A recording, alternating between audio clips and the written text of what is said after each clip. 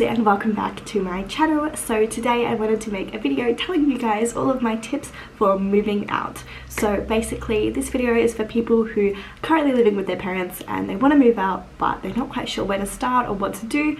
So I thought I'd help you guys out and make a short little video with all of my top tips. Right, so before we get started, I just wanted to check in and ask you guys, are you hydrated? Have you had water today? If you haven't had water, go stop this video, go get a drink of water and come back because it's so important to stay hydrated. So yeah, just want to check in with you guys, make sure you're drinking water because it's super important. Secondly, just wanted to let you guys know that I do actually have an Instagram. It is at Holcee12. So if you'd like to follow me, please do. I'd really appreciate it. I really want to get to 300 followers by the end of the year. So if you could please give me a follow, that would be much appreciated. So yeah, I've got my tea. I think we can start with the video. So before I get into the tips, I just want to tell you guys a little story. So basically, when I was living with my parents and I wanted to move out, I originally wanted to move out with my friends, and we were both working pretty much full-time hours. So we're earning pretty much over $1,000 a week, every single week, consistently. I'd also been in my job for 7 years, and I had a letter from my employer saying what a good employee I was, and I had a cover letter, and I had really good grades. I was also studying full-time in university, and I volunteered a lot, and I had really good references.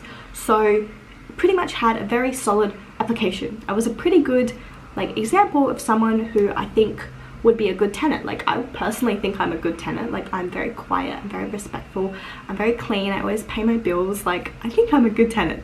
But anyway, basically we were in this situation where we were working a lot and we had, you know, we had everything sorted. But despite all of that, when we were looking for places to move out, the real estate agents were so rude to us. They completely would not give us the time of day whatsoever. They didn't look at us, they didn't smile at us, they didn't speak to us. And if we went up to them to ask a question, they would sometimes completely ignore us, or they would give one-word answers, or they would say don't even bother applying because you're not going to get it anyway. Because the thing is, especially in Australia, rental properties are so hot. They're in demand. I remember I would spend sometimes 10 or 20 minutes waiting in line to get into a property inspection because there were so many people. They couldn't fit anyone more in the house. It was that full. I was, you know, competing against adults who were, you know, 30 or 40 years old, and they had kids and they had full-time jobs and they had a lot of references from their previous landlords, and there was just no way that I was going to, you know, get the property because the real estate agents were so against us. And secondly, there was such demands. All of these proper adults were going for the same properties that I was going for, and it was really competitive, and it was just such a difficult experience because all I wanted to do was just move out and be independent, and I couldn't do that. So yeah, searching for a property was really difficult. I applied probably for about 30 different places before I eventually moved out.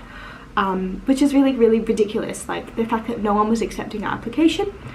So yeah, eventually I ended up moving out actually with my friends. So my friends already lived in a house, they already had the lease sorted, and I was just an extra person. I was just staying in their spare room.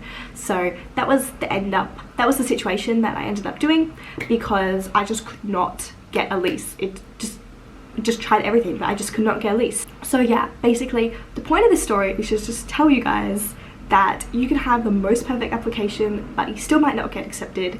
So if you're having trouble with this kind of thing, you can try and join a share house that's already established, that already has a lease. That way you don't have to worry about going to inspections and dealing with agents and all of that annoying stuff. You can just move straight in. So that's what I would recommend if you guys have any friends who are looking for an extra person. You can be that extra person, you can get out, and it's a really good experience. If you're not sure about whether you want to move out or not, I would definitely go for it because it's been the best experience. I absolutely love it so much. Haven't had any problems whatsoever. It's been almost a year now. So yeah, I'd really recommend it. Right, so that was my first tip. My second tip is if you're in a position where the utilities have not been sorted out yet, do your research on what company you want to use, because the difference between price can be a big, you know, it might seem small, but when you add it up over the course of a year, you could be paying a lot more for the same service. So the two main utilities that you have to connect is firstly energy. So energy is electricity and gas. So basically, usually they come from the same provider. So yeah, that's one type of utility you need to organize. And then the second type of utility you need to organize is the Wi-Fi. So the Wi-Fi typically starts from around $70 a month, at least here in Australia. But it can be, you can be paying, up to $100 a month possibly. So you want to look around and see what provider has the best deal, because the difference of $10 can be $120 a year. So make sure you get the best price possible, that way you'll save money.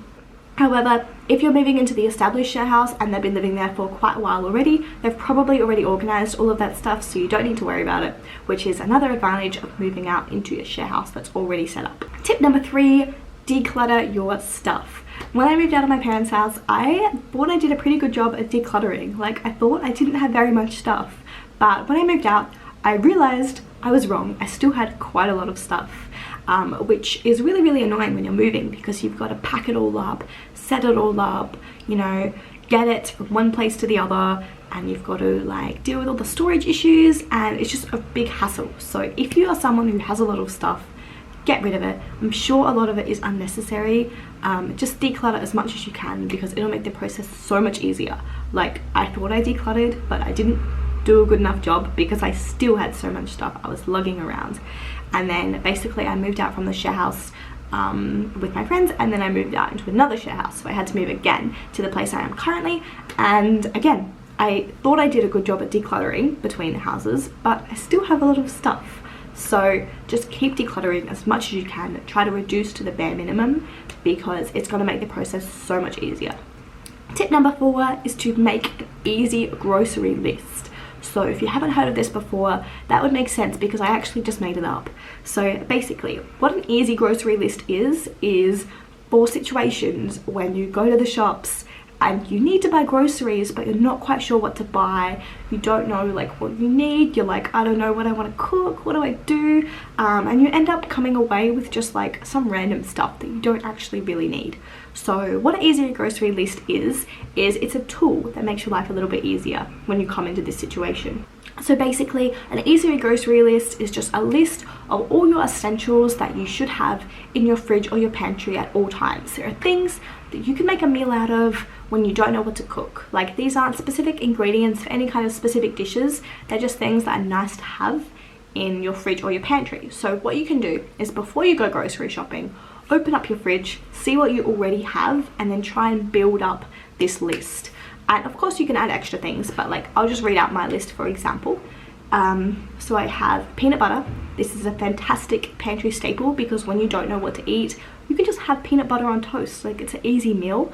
And peanut butter is really cheap, and it has a lot of like, I don't know if that has protein, but it makes you feel full. So peanut butter, definitely would recommend that. Cup of soup. If you don't know what to eat, have a cup of soup. On the same train of thought, instant noodles. Delicious, very easy meal. It's just something good to have in your pantry, just in case like you don't know what to eat. Sliced cheese. Sliced cheese, it has a very long expiry life. Like, it has a long shelf life, so you can keep it in your fridge for a couple weeks and it won't go bad. It's really good for making sandwiches with. Also, it goes really well with a cup of soup I mentioned earlier. Definitely have sliced cheese in your fridge at all times. Fruit and vegetables. So my favorite fruit and vegetables to like have in the fridge at all times is avocado. I know this is a little bit expensive, like usually avocados are around $5 each, but they are full of nutrients. So avocado keeps you feeling full for a long time, and it tastes really good as well. So I would definitely recommend having avocado. I think they're worth the splurge. Cucumbers are really cheap. You can have them by themselves or in a salad or like as a side dish. Really, really nice. Carrots, again, carrots are pretty cheap and they taste good like with cheese or just in a salad or just sliced up. They're a very, very easy, quick meal. Fruit. I like to have any kind of fruit that's on sale, like blueberries or strawberries, raspberries. You can also have frozen fruit, because I know that fruit is pretty expensive. It's really good for your body, so I just like to have fruit on hand at all times. Mushrooms. I love mushrooms. I'm obsessed with them. They're so delicious. Broccoli. Again, broccoli is one of those items that has a pretty long shelf life. Like you can keep a broccoli in your fridge for like 1 week and it would not go bad. So any day of the week you just want something to eat and you're not sure what to eat, literally just cook some broccoli on the stove. It actually tastes good, like by itself. It's nice. And finally, potato. Again, a potato is one of those things that will last in your pantry for a long time. So when you're not sure what to cook, you could literally just have a baked potato with cheese, or like mashed potato, or just some kind of potato dish. It's probably not the most healthy thing, but at least you're getting some vegetable in you. So yeah, that's what I would recommend, just keeping as a pantry staple. Obviously you could adjust the list to whatever suits you, but that's what I do. And yeah, hope it helps you out. Tip number 5 is to clean a little bit every day. So if you live with your parents and you're used to your parents doing everything for you, moving out can be a little bit difficult because you suddenly realize you have to clean everything. So what I would recommend is doing a little bit of cleaning every single day. So for example, for me, I always like to clean my room every day, just like pick off things off the floor and just make it a little bit neater. I like to do the dishes every day. Sometimes I don't get to do it every day because I don't use that many dishes, to be honest, but every day or every second day. Also, I like to wipe the kitchen counter, wipe the table, change the bin, just do little things that way it doesn't build up, because the last thing you want to do is have to waste like your whole day cleaning everything, vacuuming everything, mopping everything. Ugh, it's so annoying. So just try and do a little bit every day. Like for example, you don't have to do a big deep clean of the bathroom like every single day, but just wipe down the sink or just clean the toilet. Just do something small. That way it's gonna be easier, and you don't have to deal with the stress of doing a big clean. You can just do small different things every day. For my final tip, get a sink drainer. So when I lived with my parents, I had a dishwasher, which I did not realize was such a luxurious item, but now that I've moved out, obviously we have to wash everything by hand. So yeah, a sink drainer is something that I would really recommend, because all of your dishes, like when they're wet, after you've washed them, they can the water will drain off, and it just gives you a nice place to put all of the clean dishes, because it just gets cluttered and it gets annoying. I don't like it. So get one of those sink drainer things. If you're someone like me, I've had a dishwasher for the last I don't know, 10 years of my life, so I didn't realize washing dishes was so annoying. But yeah, definitely get one of those sink drainer things. It makes your life a lot easier. Okay, so that's my tips. Hope you guys enjoyed this video. If you did, please give a thumbs up. If you'd like to see more of this content just about saving money or something like that, let me know in the comments below, and I'll see you next time. Bye! Do I have your attention? Do I have your attention? Do I have your attention? Do I have your attention? Do I have your attention? Do I have your attention? Do I have your attention?